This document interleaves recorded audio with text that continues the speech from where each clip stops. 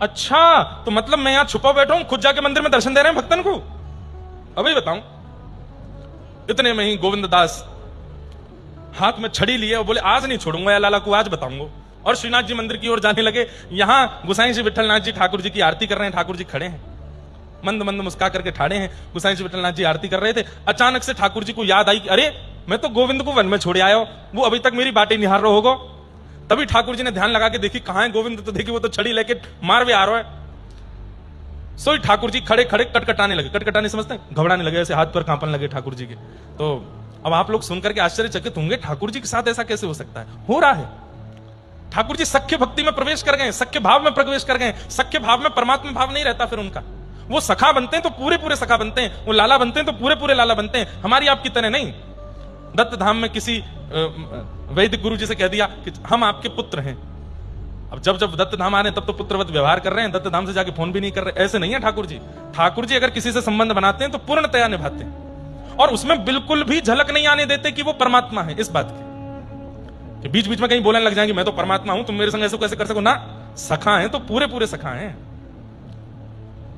ठाकुर जी घबराने लगे। गुसाई जी ने देखी, तुरंत पर्दा कियो, मंदिर बंद कियो। जय जय, कहां गए हो आप? इतने घबरा क्यों रहे हैं, इतने डर क्यों रहे हैं? सो ठाकुर जी बोले गोविंद आ रहा है, गोविंद दास आ रहा है, छड़ी लेके आ रहा है और मुझको बहुत डांटेगो, मुझको बहुत मारेगो। अरे जय जय, ऐसे कैसे मारेगो? आप परमात्मा हो, आप जगत नियंता जगदाधार हो, श्रीनाथ हो आप। अरे ना है, सबके काजू बाको तो सखाऊं ना, वहां पे पूरा अधिकार है। देख आवे वारो है, अभी द्वार पे आके मुझको डांटेगो, मुझे बात डर लग रहा है। आपने कहा कियो? बोले मैंने कछु ना कियो ऐसा तो जबरदस्ती लड़वे आ रहा हो मुते, आप जाके याकू बाहर ही रोक दो।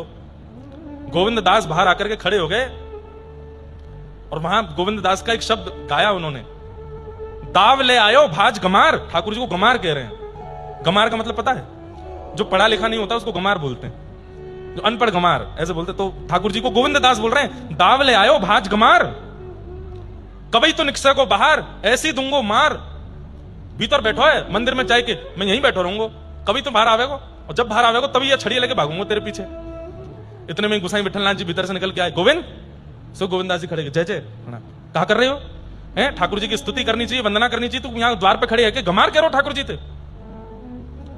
गोविंदास बोले जय जय गुरुजी, आप सो एक प्रार्थना। बोले कहा आप मेरे और लाला के या भाव के बीच में मत आओ, है आपकी कृपा से, आपकी कृपा से ही ठाकुर जी मेरे संग सख्य लीला कर रहे हैं, पर मैं ना चाहूं कि आप या बीच में दखलंदाजी करो, बिल्कुल मत आओ।